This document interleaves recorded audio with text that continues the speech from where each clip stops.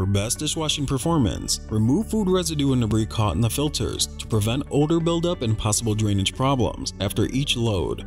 To clean the filters in your LG dishwasher, start by removing the lower rack. This will allow clearance for the filters to pass through.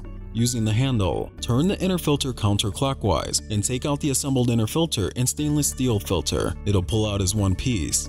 Be careful when removing the inner filter from the stainless steel filter. The tabs on the inner filter can wear out over time if not properly handled.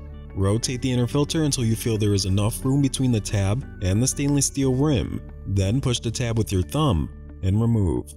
With both now separated, clear any large debris found along the inner wall of the filter into the garbage. Then clean the filters under running water using a soft cloth or non-abrasive brush. When finished, reassemble the filters back together and follow the steps in reverse to reinstall. Be sure to firmly rotate the inner filter until it locks into place, and set the lower rack back into position. It is recommended to clean the filters at least once a month, especially in areas with hard water. For optimum performance, follow the recommended filter cleaning schedule as shown in the manual.